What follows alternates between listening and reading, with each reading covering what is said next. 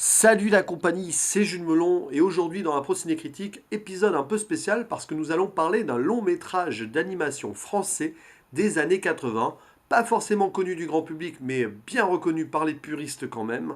Ce long métrage c'est Les Maîtres du Temps, qui a été fait en coproduction avec plusieurs pays dont l'Allemagne, la Suisse ou la Hongrie, réalisé par un certain René Laloux. René Laloux qui avait fait quelques années auparavant La Planète Sauvage, l'excellent La Planète Sauvage, et qui fera quelques années plus tard le très sous-estimé et non moins excellent du coup Gandhar.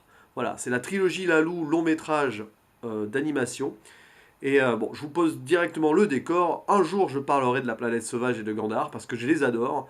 Je crois même que je les préfère aux Maîtres du Temps, mais c'est étrange. J'ai eu envie de vous parler aujourd'hui des Maîtres du Temps parce que c'est le dernier que j'ai découvert des trois, mais celui que j'ai eu envie de revoir là, à l'instant T. Voilà. D'autant plus que c'est pas très long, ça fait 1h18, donc j'avais pas trop de temps devant moi, mais j'avais quand même envie de me détendre. Et franchement, je ne regrette pas d'avoir revu ce petit bijou, on va dire ça quand même comme ça, assez improbable. Quand tu le revois aujourd'hui, forcément, tu te dis que ça a un petit peu mal vieilli parfois, mais niveau poésie et philosophie, ça se porte. D'autant plus que l'animation et le design des personnages est assez spécial, quelque part. Entre trucs très classiques des années 80, vous voyez, si vous avez aimé les Cités d'Or ou les Mondes Engloutis, c'est à peu près dans la mouvance, mais il y a quand même quelques personnages qui ont été dessinés, ou même pratiquement tous les personnages d'ailleurs, ont été dessinés par un certain Moebius, qui est venu collaborer avec René Laloux. Moebius, son vrai nom Jean Giraud, c'est quand même celui très reconnu des fans de BD qui a fait L'Incal, Métal Hurlant, Blueberry, quoi. C'est pas n'importe qui. Et il apporte sa touche personnelle qui renforce, à mon avis, le tout en, en grandeur, en philosophie, en poésie, j'ai envie de dire. Alors, pour faire le résumé rapide de ce film, le synopsis, c'est l'histoire d'un petit garçon, je sais pas, qui a entre 5 et 10 ans. D'ailleurs, dans le roman de science-fiction dont est tirée l'histoire, parce qu'en fait, c'est un roman de science-fiction écrit par un Français qui a été adapté ici. L'enfant, il a 4 ans, mais là, il doit avoir 6, 7, on ne sait pas trop. Ce petit garçon qui se prénomme Piel, qui fuit avec son père une menace sur une planète qui s'appelle Perdide. Malheureusement, ça se passe pas très bien. Le père arrive à atterrir et se cacher dans une sorte de forêt pour protéger son fils, mais doit mourir. Voilà. Et il laisse son petit garçon tout seul dans un monde potentiellement hostile, seul avec une sorte de micro. Un micro qui va lui permettre de rentrer en contact avec l'ami de son père qu'il a pu appeler avant de mourir, un certain Jafar. Voilà. Et donc Piel doit se réfugier à cet endroit avec ce micro qu'il personnifie lui-même en l'appelant Mike. On va y revenir un peu parce que c'est assez drôle, je trouve. Et il doit attendre en attendant que Jafar et ses compagnons dans un vaisseau spatial viennent le sauver. Voilà, on va faire simple, mais c'est pour l'instant plutôt très large parce qu'il se passe pas mal de trucs évidemment dans l'histoire. Donc, déjà, on s'attache très vite au destin de ce petit garçon. Il vient de perdre son père, il est tout seul, et pourtant il ne panique jamais vraiment. C'est assez étonnant. C'est pour ça qu'il y a un côté poétique léger dans le film. C'est qu'il ne prend pas conscience que son père est mort, clairement. Et il s'attache directement donc à une petite boule microphone, hein, un petit micro qu'il appelle lui-même Mike, duquel des voix surgissent, des voix changeantes évidemment, parce que c'est celle de Jafar et de ses compagnons du vaisseau. Et c'est assez amusant de voir comment Jafar tourne le truc, parce que forcément, il y a plusieurs gens qui parlent, donc c'est pas logique. Et il dit au petit garçon, ou je crois que c'est la princesse qui est avec lui dans le vaisseau, qui dit oui, on a beaucoup de voix parce qu'on n'a pas grand-chose d'autre. C'est touchant, je trouve, voilà. Donc personnifié, c'est un petit robot et tout, auquel le petit garçon s'attache. Voilà, donc premier moment assez amusant et poétique. Et donc, il se trame des choses sur le vaisseau en lui-même, parce que Jafar, en fait, doit ramener un prince, je sais pas trop où, parce que ce gars a fait des bêtises, bon, on va pas détailler là-dessus. Un prince un peu maléfique qui va essayer de s'échapper, mais aussi d'attirer le jeune Piel dans certains pièges en prenant le micro, etc. Bon, c'est un peu frontal comme scénario, le méchant un peu bas du front et tout, mais ça passe plutôt bien quand même. Donc, pour aller sauver le petit garçon, Jafar et son équipage vont faire escale quelque part où ils vont récupérer un compagnon supplémentaire, un vieil ami de Jafar qui s'appelle Sinbad, une sorte de vieux pirate de l'espace, tout ça, qui est très rusé, qui a plein de ressources, qui va faire un peu d'ailleurs la caution comique du film, notamment par ses chansons, cette chanson qu'il va chanter au petit garçon à travers le micro. Voilà, le Pochard Galactique, je crois que ça s'appelle, c'est assez amusant. Une chanson qui a été écrite par Jacques Lanzmann quand même. Vous voyez, c'est pas n'importe quoi au niveau du casting général du film, hein, des gens qui ont travaillé derrière. Et voilà, donc le but, aller récupérer le petit garçon, donc voilà, il se dirige vers la planète perdue, il y a un long chemin à faire, sauf qu'en attendant, le prince, lui, a envie d'aller ailleurs, et va se perdre sur une autre planète qui s'appelle Gamadis. Et alors, c'est là où ça se complique. L'histoire se complique d'elle-même, alors que c'est juste, à la base, un sauvetage d'un petit garçon. À cause de ces éléments perturbateurs, donc de ce prince qui n'a pas envie de rester là, machin. Et aussi parce que là où ils ont récupéré Sinbad, ils ont aussi ramené avec eux dans l'équipage deux petits gnomes, sorte de personnages assez magiques, nés d'une sorte de fleur et tout, c'est assez poétique là aussi. Deux gnomes qui ont failli mourir en ne sortant pas à temps du pistil, on va dire ça comme ça. Je suis pas spécialiste en botanique, hein, mais bon, vous imaginez le truc. Et ces deux petits gnomes sont récupérés par l'équipage et sont comme des fées un peu, on va dire ça comme ça, et peuvent lire dans les pensées des gens. Et en fait, ces deux petits personnages très attachants aussi, qui s'appellent Yula et Jade, si je ne me trompe pas, vont être une sorte de témoignage sur l'humanité pendant tout le film, et donc la caution philosophique de ce film-là. Parce que, voilà, comme ils arrivent à lire ou à ressentir les pensées des personnages, ils arrivent à anticiper le fait que certains aient des mauvaises intentions, tout ça. Et ils font des petits commentaires comme ça sur le genre humain. À un moment, il y a un trésor là, et ils disent, ah, la valeur du trésor, les gens, pour eux, c'est l'argent qui compte, alors que pour nous, bah, c'est beau juste de l'or comme ça. Voilà, visuellement, c'est beau. Pourquoi en trouver une autre valeur et tout. Enfin, voilà. Donc, petite critique de la société de consommation derrière, à peine déguisée. Ce film se veut vraiment centré sur l'humain et centré sur les sentiments simples qu'on peut avoir en observant la vie autour de soi, quelque part. Voilà. Et donc, avant d'aller sur la planète Perdide, parce qu'en fait, le film se déroule en deux temps, on va dire ça, et sur deux perspectives. La perspective du petit garçon sur Perdide qui attend, qui découvre la faune et la flore locale, entre dangers potentiels, sorte d'insectes géants, des lianes qui peuvent tuer dans une grotte et tout, mais aussi la beauté des lieux avec des fruits, des beaux arbres, machin, et puis aussi des animaux locaux assez amusants, dont le fameux ouin-ouin, une sorte de... En fait, j'ai plus le terme particulier, une sorte de mélange entre un hippocampe ou un cheval et un ornithorynque, ils appellent ça comme ça. Et c'est trop touchant de voir le ouin-ouin avec le petit garçon, une petite amitié se crée entre les deux. Enfin voilà, c'est fou comme ce film d'animation arrive à nous toucher tout en nous faisant réfléchir. Ça jongle entre poésie et philosophie tout le temps, et franchement, c'est très appréciable. Et c'est très années 80 aussi, voilà. Il y a un côté psychédélique derrière, renforcé par une musique derrière assez forte aussi. Il y a, bon, la musique de fin, sans en dire plus. Voilà. Et très années 80, quoi.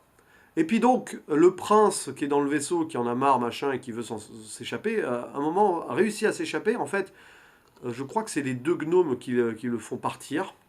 Parce qu'ils en ont marre de ses pensées puantes, tout ça, machin. Et il arrive sur une planète qui s'appelle Gamadis. Jafar doit aller le récupérer, parce que machin, tout ça.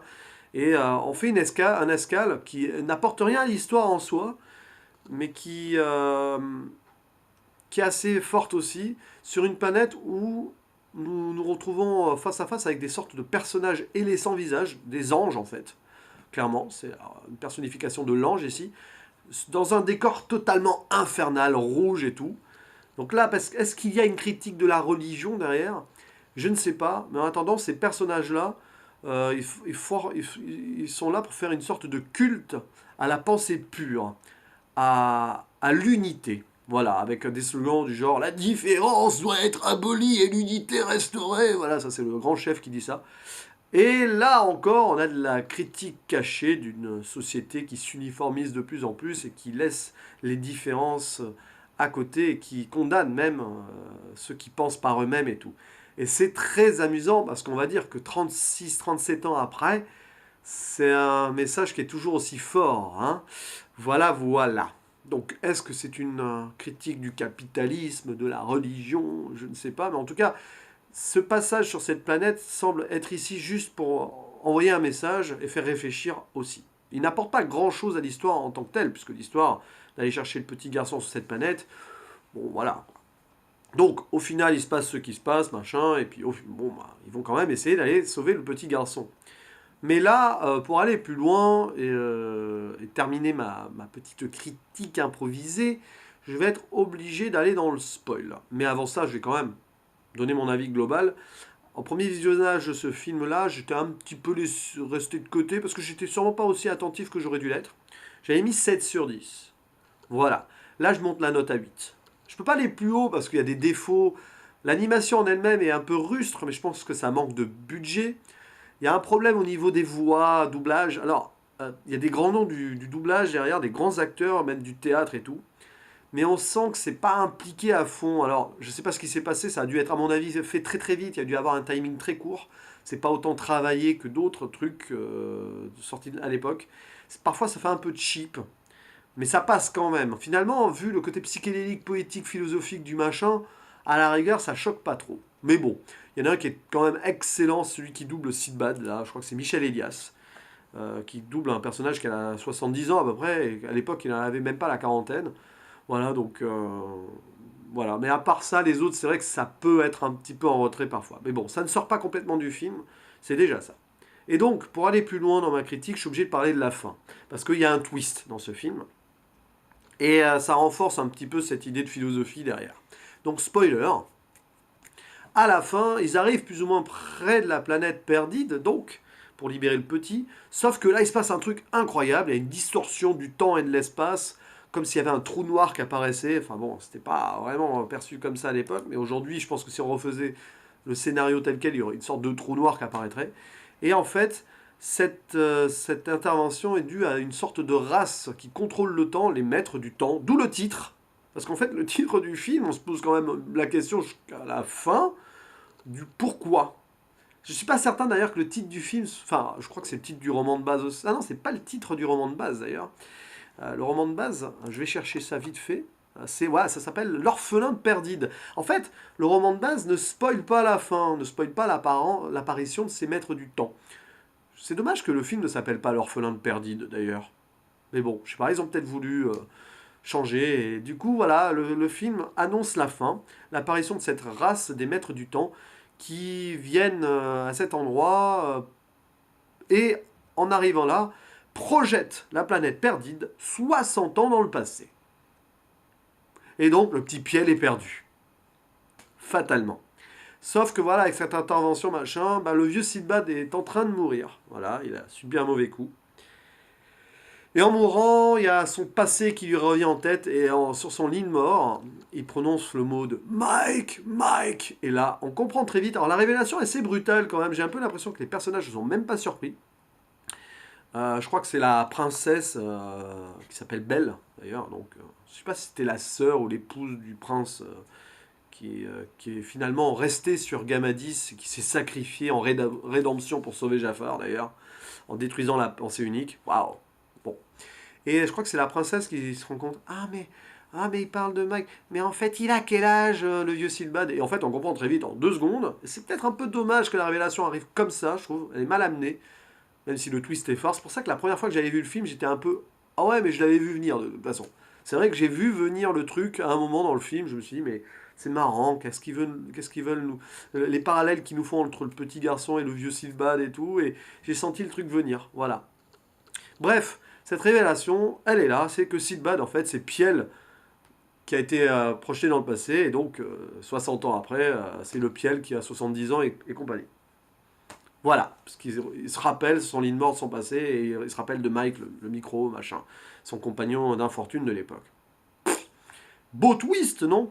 Bon, tout ça, donc, c'est pour nous faire réfléchir sur la vie, quoi, hein, sur une réflexion sur la thématique du temps tout simplement, sur la nature même de l'univers et sur la perception limitée que nous en avions, notamment à l'époque, et toujours aujourd'hui d'ailleurs. C'est un film qui fait très très écho à l'actualité scientifique sur les recherches et trouvailles autour de l'univers, hein, clairement. Donc voilà un film intelligent d'époque qui a toujours une résonance aujourd'hui.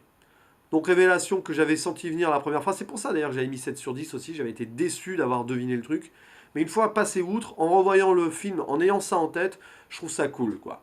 Un exemple, donc le vieux Sinbad est très porté sur l'alcool, il y a cette chanson du Pochard qui chante donc à lui-même plus jeune, et c'est marrant parce qu'il lui fait goûter à lui-même plus jeune, Piel, une sorte de fruit qui, quand tu bois, ça sort de l'alcool et tout, donc il lui fait en fait prendre son premier goût à l'alcool. C'est peut-être à cause de ça plus tard qu'il devient alcoolique.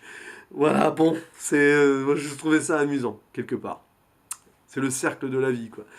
Bref, voilà, donc c'est vraiment un super film d'animation quand même sur le plan du message et de la poésie, de la philosophie derrière. Moi, j'étais à fond en voyant ça, et ça me fait dire quand même que René Laloux est un petit génie, était un grand génie. Pourquoi un petit génie? Ouais, était un petit génie en son genre, et assez méconnu et mal reconnu, je pense, d'ailleurs. Parce que ces trois films d'animation portent des messages profonds, touchants, même s'ils sont pas exempts de défauts. Et j'y reviendrai surtout pour Gandahar, qui a été quand même bien bâché à l'époque à cause de son animation très cheap et tout. Il a aussi un doublage à revoir. Mais franchement, quand on passe outre tout ça, la poésie et les messages derrière, que ce soit dans La planète sauvage ou dans Gandahar, et bien sûr du coup donc dans Les Maîtres du Temps, la poésie et la philosophie derrière sont vraiment utiles encore aujourd'hui avec le recul. Voilà.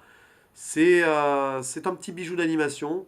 Ça fait plaisir de voir ce genre de film-là, et moi j'en viens à regretter qu'il n'y en ait pas eu d'autres. Il y en a que trois.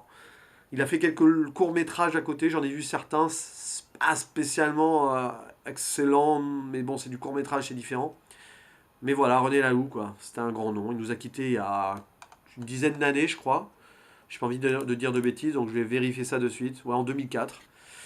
Et bah, il manque un peu, mais bon, il avait plus ou moins arrêté sa carrière bien avant de toute façon. Voilà, c'était mon avis sur les maîtres du temps que je vous conseille. Bon, en même temps, si vous êtes arrivé là, vous l'avez sûrement déjà vu. Allez, à la prochaine. Ciao.